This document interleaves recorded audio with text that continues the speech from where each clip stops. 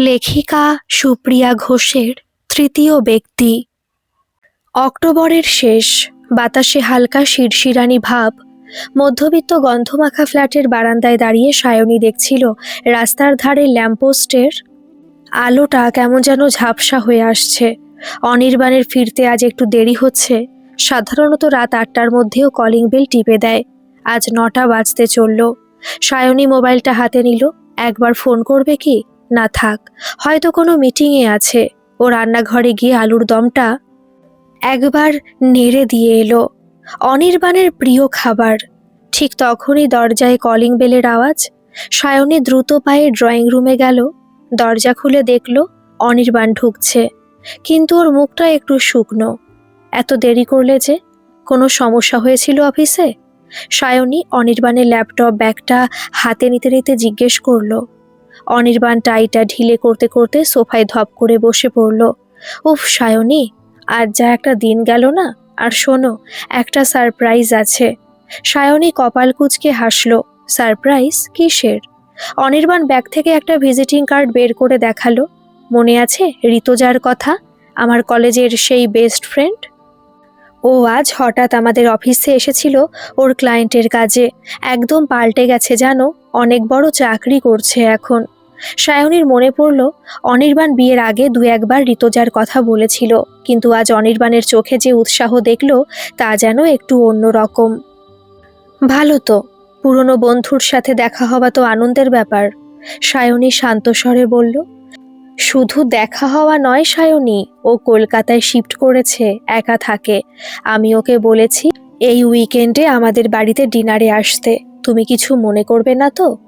অনির্বাণ উৎসুক চোখে সায়নীর দিকে তাকালো। সায়নী হাসল। আমি কেন মনে করব? তুমি যখন বলেছ ও নিশ্চয়ই আসবে। আমি ভালো করে রান্না করব। কিন্তু সেই রাতে শুতে গিয়ে সায়নীর কেন জানি মনে হলো অনির্বাণের কথায় যেন ঋতুজা নামটা বারবার ঘুরে ফিরে আসছে। যে অনির্বাণ রাতে শোবার আগে সায়নীর সারাদিনের গল্প শোনে, সে আজ শুধুই কলেজের স্মৃতি আর ঋতুজার বুদ্ধিমত্তার গল্প করে গেল। জানো সায়নী, ঋতুজা বলছিল আমি নাকি একদম বদলে গেছি। ও বলছিল সেই পুরনো অনির্বাণকেও আবার খুঁজে পেতে চায়। অনির্বাণ পাশ ফিরে শুতে শুতে বলল। সায়নী অন্ধকারে সিলিংয়ের দিকে তাকিয়ে রইল। মনে মনে ভাবল পুরনো অনির্বাণকে খুঁজে পাওয়া মানে কি? সায়নীর সাথে যে অনির্বাণী 4 বছর কাটিয়ে দিল, সে কি তবে অসম্পূর্ণ? পরের দিনগুলো কাটলো অদ্ভুত ব্যস্ততায়। অনির্বাণ এখন অফিস থেকে ফিরেও মোবাইল নিয়ে ব্যস্ত থাকে। সায়নী ডাইনিং টেবিলে খাবার সাজিয়ে ডাকলেও বলে, দাঁড়াও সায়নী, ঋতুজা একটা প্রেজেন্টেশন পাঠিয়েছে, ওটা একটু দেখে নিই। শনিবার সন্ধ্যায় ঋতুজা এলো। পরনে দামি স্লিভলেস কুর্তি, চোখে চশমা, আর ঠোঁটে আত্মবিশ্বাসের হাসি। ঢুকেই ও ঘরটাকে একবার মেপে নিল। বাহ হনি, তোর ঘরটা তো বেশ সাজানো, যদিও একটু সেকেলে টেস্ট, বাট সুইট। ঋতুজা হাসতে হাসতে বলল। সায়নী ড্রয়িং রুমে শরবত নিয়ে আসতে ঋতুজা ওর দিকে তাকালো। তুমি সায়নী? অনি ঠিকই বলতো, তুমি একদম আইডিয়াল বাঙালি বউ। জানো সায়নী, অনি কলেজে থাকতে কত ফেমাস ছিল, মেয়েরা ওর জন্য পাগল ছিল। অনির্বাণ লজ্জা পেয়ে বলল, আরে কি যে বলিস ঋতু, সায়নী এসব বিশ্বাস করবে না। পুরো সন্ধ্যাটা সায়নী যেন নিজের ঘরেই আউটসাইডার হয়ে রইল।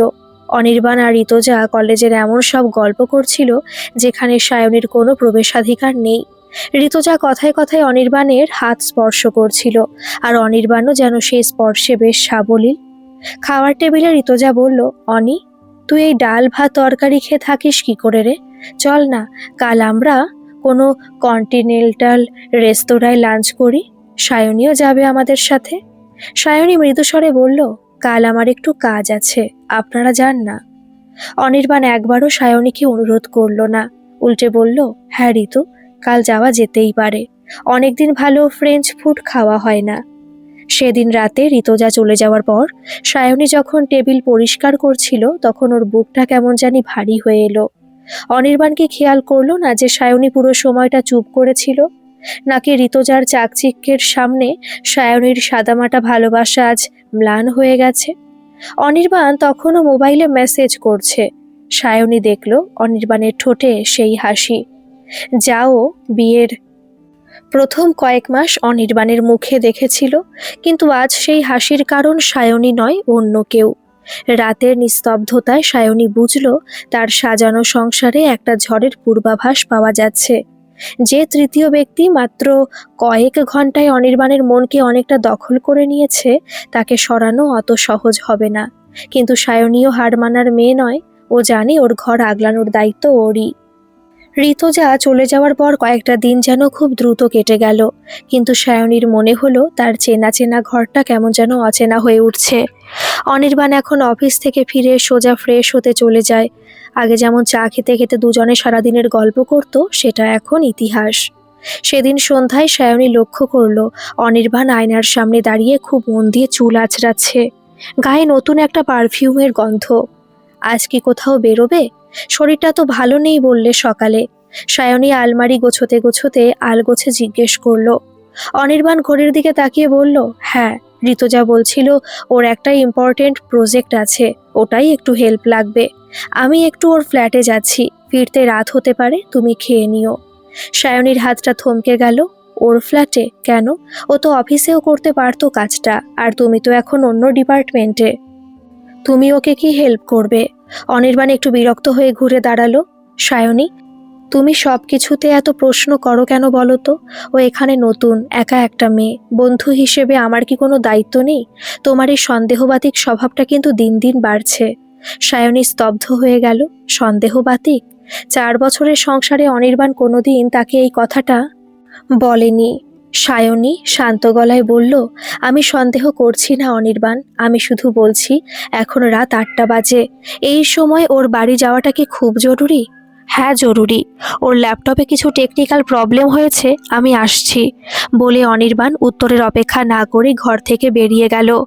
দরজাটা সজোরে বন্ধ হওয়ার শব্দে সায়নী শিউরে উঠল।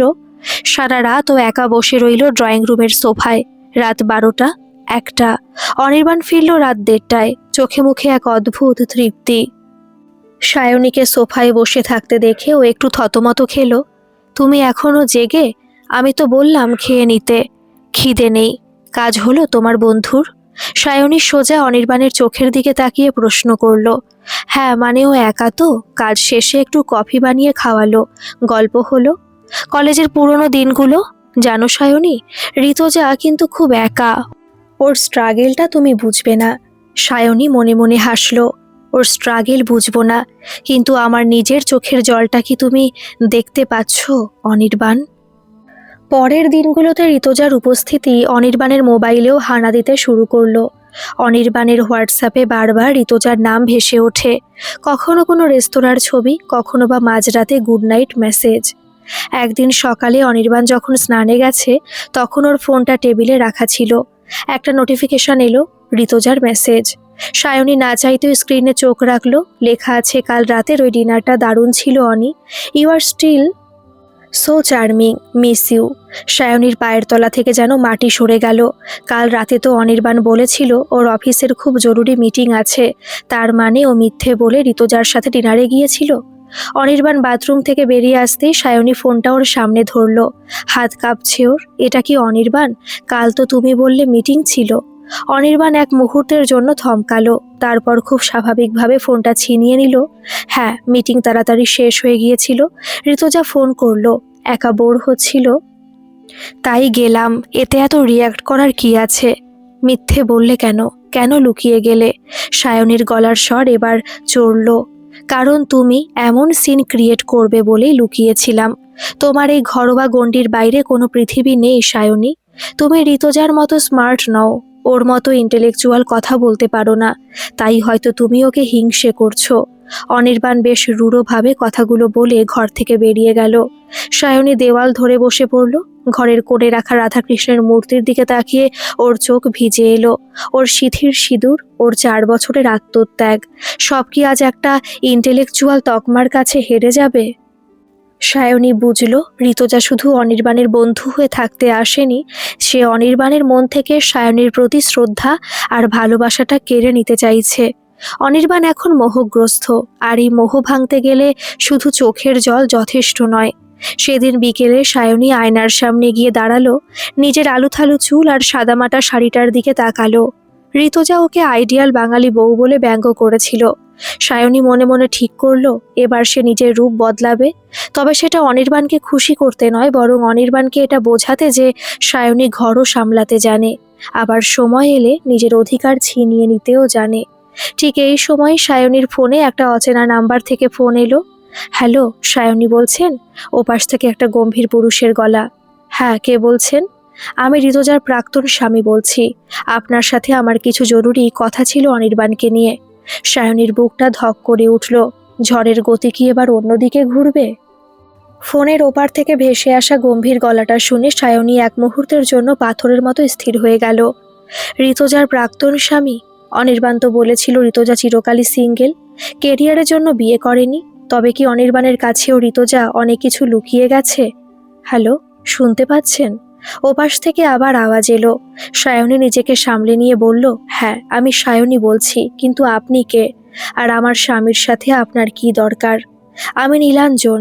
ঋতুজার সাথে আমার ডিভোর্স হয়েছে 2 বছর আগে। সায়নী দেবী, আমি জানি আপনার সংসারে এখন কি চলছে। ঋতুজা ঠিক এইভাবেই আমার সংসারটা ছাড়খাড় করেছিল। ওর লক্ষ্য শুধু পুরুষ নয়, ও অন্যের সাজানো ঘর ভাঙতে এক অদ্ভুত আনন্দ পায়। আমি চাই না আপনার সাথেও তাই হোক। যদি পারেন আজ বিকেলে পার্ক স্ট্রিটের একটা ক্যাফেতে আমার সাথে দেখা করুন, সব প্রমাণ আমি আপনাকে দেব। ফোনটা কেটে যাওয়ার পর সায়নী বেশ কিছুক্ষণ ঝিম মেরে বসে রইল। অনির্বাণ আজ সকালে খুব আনন্দ করে অফিস গেছে, কারণ আজ বিকেলে ঋতুজা ওকে একটা দামি ক্লাবে ইনভাইট করেছে। সায়নীকে অনির্বাণ বলেছে, তুমি একা বোর হলে মার ওখান থেকে ঘুরে এসো। সায়নী মনে মনে হাসলো। আজ সে মার বাড়ি যাবে না, আজ সে যুদ্ধের ময়দানে নামবে। বিকেল 5টা। সায়নী একটা নীল রঙের তসর সিল্ক পরলো, চুলে একটা আলগা খোপা আর কপালে বড় একটা লাল টিপ। চোখে কাজল পরতে গিয়ে ওর হাতটা একবারও কাঁপলো না। ও আজ আর সেই কান্নাকাটি করা গৃহবধূ নয়, ও আজ নিজের অধিকার রক্ষার সৈনিক। পার্ক স্ট্রিটের ক্যাফেতে নীলাঞ্জন ওর জন্য অপেক্ষা করছিল। ভদ্রলোককে দেখে বেশ মার্জিত আর শিক্ষিত মনে হলো। বসুন সায়নী দেবী। নীলাঞ্জন একটা ফাইল এগিয়ে দিল। এই দেখুন ঋতুজার ডিভোর্সের পেপার। আর এই ছবিগুলো দেখুন, ও শুধু আমার সাথে নয়, এর আগেও একজনের ঘর ভেঙেছে। ওর স্বভাব হলো কোনো সাকসেসফুল পুরুষকে নিজের মোহে বেঁধে ফেলা, তারপর তার থেকে ফিনান্সিয়াল আর ইমোশনাল ফায়দা নিয়ে তাকে ছুঁড়ে ফেলে দেওয়া। এখনও টার্গেট অনির্বাণ। সায়নী ছবিগুলো দেখল। ঋতুজার নীলাঞ্জনের হাসিখুশি বিয়ের ছবি, আর তারপর ঋতুজার অন্য একজনের সাথে ঘনিষ্ঠ মুহূর্তের ছবি, যা ডিভোর্সের কারণ ছিল। সায়নী কাঁপা গলায় জিজ্ঞেস করল, অনির্বাণকেও কেন বেছে নিল? ও তো কোটিপতি নয়। নীলাঞ্জন ম্লান হাসল। অনির্বাণ সহজ সরল, ও ঋতুজাকে বিশ্বাস করছে। আর ঋতুজার এখন টাকা চাই, কারণ ও লোন নিয়ে একটা বড় স্ক্যামে ফেসে গেছে। ও অনির্বাণকে দিয়ে বড় কোনো লোন বা গ্যারান্টার করানোর ধান্দায় আছে। সায়নীর বুকটা কেঁপে উঠল। অনির্বাণ তো ঋতুজার জন্য জান লড়িয়ে দিতে পারে। ও দ্রুত ক্যাফে থেকে বেরিয়ে ট্যাক্সি ধরল। ওর গন্তব্য এখন সেই ক্লাব যেখানে অনির্বাণ আর ঋতুজা এখন ডিনার করছে। ক্লাবে ঢুকে সায়নী দেখলো একটা কোণের টেবিলে অনির্বাণ আর ঋতুজা খুব কাছাকাছি বসে আছে। ঋতুজা খুব নিচু স্বরে কিছু বলছে আর অনির্বাণ মুগ্ধ হয়ে শুনছে। সায়নী ধীর পায়ে এগিয়ে গেল। খুব ডিস্টার্ব করলাম কি? সায়নীর গলা শুনে অনির্বাণ প্রায় লাফিয়ে উঠল। সায়নী, তুমি এখানে? তুমি না মার বাড়ি যাবে বললে? অনির্বাণের গলায় ভয়ের ছাপ স্পষ্ট। ঋতুজা বাঁকা চোখে সায়নীকে দেখল। আরে সায়নী, এসো এসো। কিন্তু তুমি তো বললে এসব জায়গা তোমার পছন্দ নয়। এই যে অনি, দেখো তোমার গিন্ডির মাথায়ও এখন মডার্ন হওয়ার ভূত চেপেছে। সায়নী হাসল, খুব শান্ত অথচ শীতল হাসি। ও ঋতুজার ঠিক সামনের চেয়ারটায় বসলো। মডার্ন হওয়া মানে তো আর নিজের অতীত লুকিয়ে রাখা নয় ঋতুজা, তাই না? ঋতুজার মুখটা মুহূর্তের জন্য ফ্যাকাশে হয়ে গেল, কিন্তু ও সামলে নিল। কি বলতে চাইছো? সায়নী একটা খাম অনির্বাণের দিকে এগিয়ে দিল। অনির্বাণ, তুমি তো আমায় বলেছিলে ঋতুজা কোনোদিন বিয়ে করেনি। এই দেখো ওর বিয়ের ছবি আর ডিভোর্সের কাগজ। আর এই দেখো নীলাঞ্জন বাবুর স্টেটমেন্ট।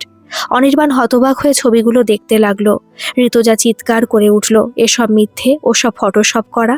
অনি, তুমি এই মেয়েটার কথা বিশ্বাস করছো? ও তোমাকে আমার থেকে দূরে সরাতে চায়। অনির্বাণ একবার ঋতুজার দিকে আর একবার কাগজের দিকে তাকাচ্ছে।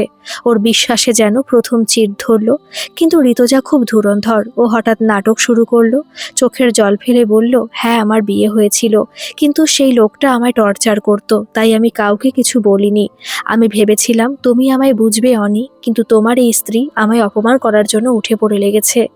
অনির্বাণ সায়নের দিকে ফিরে রাগের গলায় বলল, সায়নী, তুমি বড্ড বাড়াবাড়ি করছো। কার ব্যক্তিগত জীবনে কি হয়েছে তা নিয়ে তোমার এত মাথা ব্যথা কেন? ও তো আমার বন্ধু হিসেবে এসেছে। সায়নী দেখল অনির্বাণ এখনো ঋতুজার মায়াজালে পুরোপুরি আটকে। ও বুঝলো প্রমাণ দিয়ে শুধু হবে না, ঋতুজাকে এমন এক পরিস্থিতিতে ফেলতে হবে যেখানে ওর নিজের মুখে সত্যিটা উগরে দেবে। সায়নী ব্যাগ থেকে নিজের ফোনটা বের করলো। ঠিক আছে অনির্বাণ, আমি না হয় ভুল, কিন্তু ঋতুজা যে তোমায় দিয়ে বড় একটা লোনের গ্যারান্টার ফর্মে সই করাতে চাইছে আজ রাতে, সেটা কি জানো? ও কি বলেছে যে ও কয়েক কোটি টাকা ঋণে ডুবে আছে? ঋতুজা এবার সায়নীর হাত থেকে ফোনটা কেড়ে নিতে গেল। চুপ করো তুমি, অনি, চলো এখান থেকে। অনির্বাণ এবার সত্যি সন্দেহ করতে শুরু করলো। ও ঋতুজার হাতটা ছাড়িয়ে নিয়ে বলল, দাঁড়াও ঋতু, লোনের কথা তো তুমি আমায় বলনি। তুমি তো বললে তোমার কেরিয়ার খুব ভালো চলছে। সায়নী দেখল মাছ টোপ গিলছে। ও ধীর স্থিরভাবে বলল, অনির্বাণ, আজ রাতেও তোমাকে দিয়ে একটা ফাইলে সই করাতো। তুমি চাইলে ওর অফিসের ল্যাপটপটা চেক করতে পারো, যেটা ও সারাক্ষণ তোমার চোখের সামনে রাখে কিন্তু ছুতে দেয় না। ঋতুজা বুঝতে পারল ওর সব প্ল্যান ভেস্তে যাচ্ছে। ওর আগে হিতাহিত জ্ঞান হারিয়ে সায়নীকে চড় মারতে হাত তুলল। তোর মতো একটা রান্নাঘরের কাজের মেয়ে আমার কেরিয়ার নষ্ট করবে?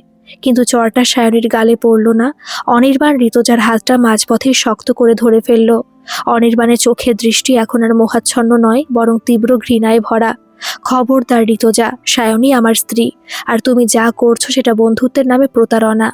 ক্লাবের সে উত্তপ্ত পরিস্থিতির পর ঋতুজা গটগট করে বেরিয়ে গেল। অনির্বাণ স্তব্ধ হয়ে কিছুক্ষণ দাঁড়িয়ে রইল। তারপর ধীর পায়ে সায়নীর কাছে এসে বসলো। ওর মাথাটা নিচু। যে আত্মবিশ্বাস নিয়ে ও কয়েকদিন আগেও সায়নীকে ব্যাকডেটেড বলেছিল, সে আত্মবিশ্বাস আজ ধুলোয় মিশে গেছে। সায়নী, আমি আসলে ভাবতেও পারিনি ও এমন করতে পারে। আমাকে ক্ষমা করো। অনির্বাণের গলাটা বুঝে এলো। সায়নী শান্ত চোখে ওর দিকে তাকালো। অনির্বাণ, ক্ষমা করার সময় এখন নয়। ঋতুজা এত সহজে হার মানার মেয়ে নয়। ও আজ যে অপমান সহ্য করলো তার বদলাও নেবেই। আর ও জানে তোমার দুর্বল জায়গা কোথায়। অনির্বাণ অবাক হয়ে তাকালো। দুর্বল জায়গা মানে? তোমার অফিস, তোমার রেপুটেশন। ও কাল সকালে হয়তো এমন কিছু করবে যাতে তোমার কেরিয়ার বিপদে পড়ে, কারণ ও জানে তুমিই একমাত্র মানুষ যে ওর জালিয়াতির কথা জেনে ফেলেছো। সায়নী ধীর স্থিরভাবে বুঝিয়ে বলল। বাড়ি ফেরার পথে অনির্বাণ একদম চুপচাপ ছিল। সায়নী বুঝলো অনির্বাণ ভেতরে ভেতরে ভেঙে পড়েছে। ও সারা রাত ঘুমোতে পারল না। ও জানতো ঋতুজার মতো মহিলারা যখন কোণঠাসা হয় তখন তারা আরো বেশি বিষাক্ত হয়ে ওঠে। পরের দিন সকালে অনির্বাণের ফোনে একটা মেল এলো অফিস থেকে। ওর বস ওকে জরুরি ভিত্তিতে ডেকে পাঠিয়েছেন। অনির্বাণের মুখটা ফ্যাকাশে হয়ে গেল। সায়নী, ঋতুজা আমাদের ইন্টারনাল অডিট টিমের সাথে কথা বলেছে। ও অভিযোগ করেছে যে আমি নাকি ওর পার্সোনাল ল্যাপটপ থেকে কোম্পানির কিছু গোপন তথ্য চুরি করেছি। ওরা আমায় সাসপেন্ড করতে পারে। সায়নী উঠে দাঁড়িয়ে অনির্বাণের কাঁধে হাত রাখলো। ভয় পেও না, আমি জানতাম ও এটাই করবে। তুমি অফিসে যাও, কিন্তু একা নয়, আমি তোমার সাথে যাব। আর নীলাঞ্জন বাবুও আসবেন। অফিসের কনফারেন্স রুমে তখন টান টান উত্তেজনা। ঋতুজা একপাশে বসে আছে, চোখে জল, হাতে টিস্যু। বসের সামনে ও দিব্যি অভিনয় করছে যে অনির্বাণ বন্ধুত্বের সুযোগ নিয়ে ওর কেরিয়ার শেষ করতে চাইছে। বস গম্ভীর মুখে বললেন, অনির্বাণ, ঋতুজা ম্যাডাম যা অভিযোগ করেছেন তা অত্যন্ত গুরুতর। আপনার ল্যাপটপ আমাদের আইটি টিম চেক করবে। ঠিক তখনই সায়নী ঘরে ঢুকলো, সাথে নীলাঞ্জন বাবু। ঋতুজা নীলাঞ্জনকে দেখেই চমকে উঠল। ওর মুখটা মুহূর্তের জন্য নীল হয়ে গেল। আমি সায়নী, অনির্বাণের স্ত্রী, আর ইনি ঋতুজা, দেবীর প্রাক্তন স্বামী। সায়নী খুব মার্জিতভাবে পরিচয় দিল। আপনারা অনির্বাণের ল্যাপটপ চেক করার আগে ঋতুজার ওই পার্সোনাল ল্যাপটপটা একবার চেক করবেন কি, যেটা ও কাল ক্লাবে ফেলে এসেছিল? ঋতুজা চেঁচিয়ে উঠল, ওটা আমার পার্সোনাল প্রপার্টি, কেউ হাত দিতে পারবে না। সায়নী আলতো করে ব্যাগ থেকে একটা পেনড্রাইভ বের করলো। আইটি টিমকে অনুরোধ করব এই পেনড্রাইভটা একবার দেখতে। এখানে ঋতুজার সেই ল্যাপটপের সব ডেটা ব্যাকআপ আছে, যা কাল রাতে নীলাঞ্জন বাবু আর আমি রিকভার করেছি। ঋতুজা যে কোম্পানির থেকে 2 কোটি টাকা সরাবার চেষ্টা করছে এবং অনির্বাণের ডিজিটাল সিগনেচার জাল করেছে তার সব প্রমাণ এখানে আছে। পুরো ঘরটা নিস্তব্ধ হয়ে গেল। ঋতুজা তখন কাঁপছে। ও বুঝতে পারেনি যে সায়নী কাল রাতেই নীলাঞ্জনের সাহায্য নিয়ে ওর আসল ফাইলগুলো কপি করে নেবে। আইডি হেড ডেটাগুলো চেক করে বসের কানে কানে কিছু বললেন। বসের মুখটা রাগে লাল হয়ে উঠল। তিনি ঋতুজার দিকে তাকিয়ে বললেন, মিস ঋতুজা, পুলিশ নিচে অপেক্ষা করছে। আপনি শুধু তথ্য চুরি করেননি, আপনি জালিয়াতিও করেছেন। ঋতুজা এবার সায়নীর দিকে রাগী চোখে তাকিয়ে চিৎকার করে উঠল, তুই একটা সামান্য হাউসওয়াইফ হয়ে আমার মতো সাকসেসফুল মহিলার কেরিয়ার নষ্ট করলি? তোর মতো মেয়েদের জায়গা শুধু রান্নাঘরেই থাকা উচিত ছিল। সায়নী হাসল, সেই হাসিটা এবার আত্মবিশ্বাসে ভরা। রান্নাঘরে থেকে আমরা শুধু মশলা বাটি না ঋতুজা, আমরা পরিবারের মর্যাদা আগলাতেও জানি। তুমি শিক্ষিতা হতে পারো, কিন্তু তুমি মানুষ হতে শেখোনি। একটা সাজানো সংসার ভাঙার চেষ্টা করে তুমি আসলে নিজের নিচু মানসিকতাই দেখালে। পুলিশ যখন ঋতুজাকে নিয়ে যাচ্ছে, অনির্বাণ দরজার এক কোণে দাঁড়িয়ে দেখছিল। ওর মনে হচ্ছিল ওর চোখের ওপর থেকে একটা কালো পর্দা সরে গেল। ও দেখল সায়নীকে, সেই সাধারণ সায়নী যাকে ও কয়েকদিন আগে তুচ্ছ তাচ্ছিল্য করেছিল। আজ সেই সায়নী ওর সম্মান আর চাকরি বাঁচালো। অফিস থেকে বেরিয়ে অনির্বাণ সায়নীর হাতটা ধরল। জনবহুল রাস্তার মাঝখানেই ওর চোখে জল চলে এলো। সায়নী, আমি মানুষ চিনতে কত বড় ভুল করেছিলাম। তুমি আমায় কেন বাঁচালে? আমি তো তোমার যোগ্য নই। সায়নী অনির্বাণের চোখের জল মুছিয়ে নিল। অনির্বাণ, দাম্পত্যে ভুল হওয়া অস্বাভাবিক নয়, কিন্তু সেই ভুল থেকে শিক্ষা নেওয়াটাই আসল। তৃতীয় ব্যক্তি যখনই আসে তখনই বুঝবে মাঝখানে কোনো ফাঁক আছে। আমি শুধু সেই ফাঁকটা ভরাট করলাম। ঋতুজার এই ঘটনার পর ফ্ল্যাটটা যেন বড় বেশি শান্ত হয়ে গেছে, কিন্তু সেই শান্তিতে স্বস্তি নেই, আছে এক বুক চাপা অস্বস্তি। অনির্বাণ এখন অফিস থেকে ফিরে সোজা সায়নীর কাছে আসে। গৃহস্থালির কাজে সাহায্য করতে চায়, কথা বলতে চায়, কিন্তু সায়নীর উত্তরের মধ্যে সেই আগের মতো প্রাণখোলা আমেজটা কোথায় যেন হারিয়ে গেছে। সেদিন সন্ধ্যায় অনির্বাণ একগুচ্ছ রজনীগন্ধা নিয়ে এলো। সায়নী ফুলদানিতে জল দিচ্ছিল। অনির্বাণ আড়ষ্টভাবে ফুলগুলো এগিয়ে দিয়ে বলল, তোমার প্রিয় ফুল, আজ আসার পথে দেখলাম খুব টাটকা, তাই। সায়নী ফুলগুলো নিল, কিন্তু ওর ঠোঁটে সেই চেনা হাসিটা ফুটল না। ও শুধু বলল, ধন্যবাদ। চা খাবে? অনির্বাণ সায়নীর হাতটা ধরার চেষ্টা করলো। সায়নী, আমরা কি আবার আগের মতো হতে পারি না? আমি জানি আমি বড় অপরাধ করেছি, কিন্তু বিশ্বাস করো, আমি মোহগ্রস্ত হয়ে পড়েছিলাম। ঋতুজা আমায় এমনভাবে ম্যানিপুলেট করেছিল যে আমি অন্ধ হয়ে গিয়েছিলাম। সায়নী হাতটা আলগা করে সরিয়ে নিল। ও জানালার দিকে তাকিয়ে শান্ত গলায় বলল, অনির্বাণ, ক্ষমা আমি তোমায় ওই দিনই করে দিয়েছি যেদিন তুমি আমার হাতটা ধরেছিলে, কিন্তু বিশ্বাস, বিশ্বাস তো কাচের মতো। একবার চড়চড় করে ফেটে গেলে কি সেটা আগের মতো মসৃণ হয়? আয়নায় ফাটল ধরলে প্রতিছবিটাও তো ভেঙে যায়। অনির্বাণ মাথা নিচু করে বসে রইল। ও বুঝল, অফিস আর আইনি ঝামেলা থেকে মুক্তি পাওয়া যত সহজ ছিল, সায়নীর মনের গহীন কোণে জায়গা ফিরে পাওয়া তার চেয়ে অনেক বেশি কঠিন। পরের কয়েকদিন সায়নী নিজেকে একটু অন্যভাবে ব্যস্ত রাখলো। ও অনির্বাণের ওপর নির্ভরশীলতা কমাতে শুরু করলো। অনেক দিন আগেও কিছু একটা কাজ করার কথা ভেবেছিল, যে অনির্বাণের অনিচ্ছায় ধামাচাপা পড়ে গিয়েছিল। সায়নী এবার সেটা নিয়েই কাজ শুরু করলো। ও চাইছিল নিজের একটা পরিচয় তৈরি করতে, যাতে কোনো তৃতীয় ব্যক্তি এসে ওকে আর সামান্য হাউসওয়াইফ বলে অপমান করতে না পারে। এদিকে ঋতুজার জেল হওয়ার খবরটা লোকমুখে ছড়িয়ে পড়ল। অনির্বাণের অফিসেও গুঞ্জন থামল না। অনেকে অনির্বাণকে আড়ালে ব্যঙ্গ করতে শুরু করলো। অনির্বাণ যখন মানসিকভাবে খুব ভেঙে পড়ল, তখন একদিন রাতে সায়নী ওর পাশে এসে বসলো। অনির্বাণ, কাল থেকে তুমি অফিসে যাবে না। অনির্বাণ অবাক হয়ে তাকালো। কেন? কেন যাব না? আমি তো নির্দোষ প্রমাণ হয়েছি। তুমি নির্দোষ, কিন্তু তোমার সম্মানটা এখন ওই অফিসের লোকগুলোর কৌতূহলের বিষয়। আমি চাই তুমি কয়েকদিন ছুটি নাও। চলো আমরা কোথাও থেকে ঘুরে আসি। আমাদের চার দেওয়ালের দম বন্ধ করা পরিবেশ থেকে মুক্তি দরকার। অনির্বাণ সায়নীর দিকে কৃতজ্ঞ দৃষ্টিতে তাকালো।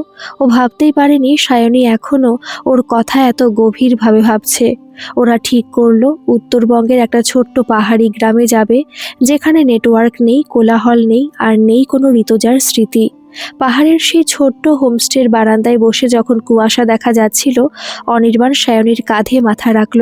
জানো সায়নী, ঋতুজা আমার কেরিয়ারের যে ক্ষতি করেছে তার চেয়ে বেশি ক্ষতি করেছে আমার মনের। আমি নিজেকে ক্ষমা করতে পারছি না। বারবার মনে হচ্ছে তুমি যদি নীলাঞ্জন বাবুর হদিশ না পেতে আজ আমি কোথায় থাকতাম। সায়নী কুয়াশার দিকে তাকিয়ে বলল, মানুষ ভুল করে অনির্বাণ, কিন্তু সেই ভুলকে আঁকড়ে ধরে বসে থাকলে জীবন থেমে যায়। তুমি আমার কাছে ফিরে এসেছো, এটাই বড় কথা। কিন্তু আমি চাই এবার থেকে আমাদের সম্পর্কে যেন কোনো লুকোচুরি না থাকে। মনের কোণে একটু ধুলো জমলে সেটা ঝেড়ে ফেলা ভালো, না হলে সেটা পাহাড় হয়ে দাঁড়ায়।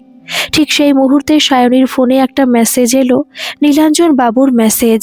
ঋতুজা জেল থেকে জামিন পাওয়ার চেষ্টা করছে এবং সে নাকি আবার অনির্বাণকে হুমকি দেওয়ার পরিকল্পনা করছে। অনির্বাণ মেসেজটা দেখে শিউরে উঠল। ও কি আমাদের ছাড়বে না সায়নী? ও কি আবার ফিরে আসবে? সায়নী এবার পাহাড়ের মতো দৃঢ় গলায় বলল, আসুক। এবারও ফিরলে আর পুলিশ নয়, ও সায়নীর মুখোমুখি হবে। আমি এবার ওর জন্য এমন এক ফাঁদ পেতে রেখেছি যেখান থেকে বেরোনো ওর কোনো প্রশ্ন ওর থাকবে না।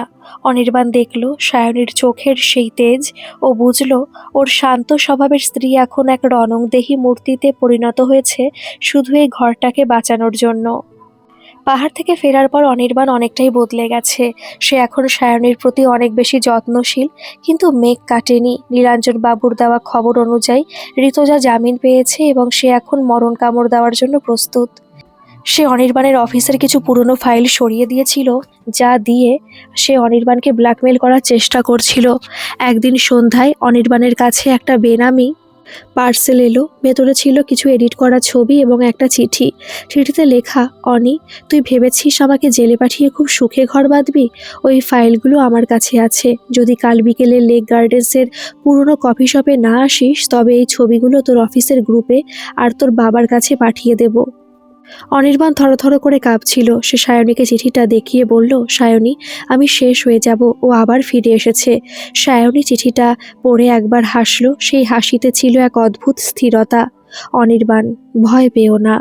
আমি বলেছিলাম না ও ফিরে এলে এবার সায়নীর মুখোমুখি হবে। তুমি কাল কফি শপে যাবে, তবে একা নও। পরের দিন বিকেল, কফি শপের একটা অন্ধকার কোণে ঋতুজা বসেছিল, চোখে মুখে এক পৈশাচিক আনন্দ। অনির্বাণ ঢুকতেই ও হেসে উঠল। কিরে অনি, খুব ভয় পেয়েছিস তো? তোকে তো আমি চিনি। তুই সারা জীবন ভীতুই ছিলি। ওই সায়নীর আঁচল ধরে বাঁচবি ভেবেছিলি? দে এখন 5 লাখ টাকা দে, না হলে এই ছবিগুলো ভাইরাল হবে। অনির্বাণ কাপা গলায় বলল, ঋতু, তুমি কেন এমন করছো? আমি তো তোমার কোনো ক্ষতি করিনি। ক্ষতি করিসনি। তোর ওই গেও বউটার জন্য আমাকে জেল খাটতে হয়েছে। আমি এখন তোদের জীবন বিষিয়ে দেব। ঋতুজা দাঁত কিরমির করে বলল। ঠিক তখনই পিছনে টেবিল থেকে উঠে এলো সায়নী, হাতে মোবাইল ফোন, যার স্ক্রিনে তখন ভিডিও রেকর্ডিং চলছে। ঋতুজা চমকে উঠে বলল, তুই এখানে কেন? বেরিয়ে যা। সায়নী শান্তভাবে বলল, ঋতুজা, তুমি বড় দেরি করে ফেললে। তুমি ভাবলে আমি তোমার জামিন পাওয়ার পর চুপচাপ বসে থাকবো? এই যে তুমি 5 লাখ টাকা চাইলে আর ব্ল্যাকমেল করলে, এটা এখন রেকর্ড হয়ে গেছে। আর ওই যে ফাইলের কথা বললে, সেগুলো অলরেডি আমি নীলাঞ্জন বাবুর সাহায্য নিয়ে পুলিশের কাছে জমা দিয়েছি। তুমি আসলে ফাঁদে পড়ে গেছো। ঋতুজা পাগলের মতো চিৎকার করে উঠল, আমি ছবিগুলো এখনই পাঠিয়ে দেব। পাঠাও। সায়নী চ্যালেঞ্জ ছুড়ে দিল। ওই ছবিগুলো যে এডিট করা তা ফরেনসিক ল্যাবে প্রমাণ হতে 1 ঘন্টা সময় লাগবে না। কিন্তু তুমি যে এখন আবার জেলের ভেতরে যাবে সেটা নিশ্চিত। তাকিয়ে দেখো, দরজায় পুলিশ দাঁড়িয়ে আছে। সায়নীর কথা মতো সত্যি পুলিশ অফিসারেরা ঘরে ঢুকলেন। ঋতুজা বুঝতে পারল যে এবার আর নিস্তার পাবে না। সায়নী আগে থেকে পুলিশকে খবর দিয়ে রেখেছিল এবং সবকিছুর প্রমাণ হাতে রেখেছিল। ঋতুজাকে যখন নিয়ে যাওয়া হচ্ছে সে একবার সায়নীর দিকে তাকালো। সায়নী ওর চোখে চোখ রেখে বলল, একটা কথা মনে রেখো ঋতুজা, যে ঘর ভালোবাসার ওপর দাঁড়িয়ে থাকে তাকে ভাঙার ক্ষমতা কোনো তৃতীয় ব্যক্তির নেই। তুমি শুধু একটা ঘর ভাঙতে চেয়েছিলে, আর আমি আমার ঘরকে বাঁচাতে নিজের রূপ পাল্টাতে শিখে গেছি। ঋতুজা চলে যাওয়ার পর কফি শপে এক অদ্ভুত নিস্তব্ধতা নেমে এলো। অনির্বাণ সায়নীর দিকে চেয়ে রইল। ওর মনে হলো ও যেন আজ এক নতুন সায়নীকে দেখছে। যে সায়নী শুধু রান্নাঘরে খুন্তি নাড়াতে জানে না, সে নিজের সংসারকে রক্ষা করতে দাবার চাল দিতেও জানে। বাড়ি ফিরে এসে অনির্বাণ ড্রয়িং রুমে সায়নীর সামনে হাঁটু গেড়ে বসলো। সায়নীর হাত দুটো নিজের হাতের মুঠোয় নিয়েও বলল, সায়নী, আমি আজ থেকে তোমার কাছে নতুন করে ঋণী হলাম।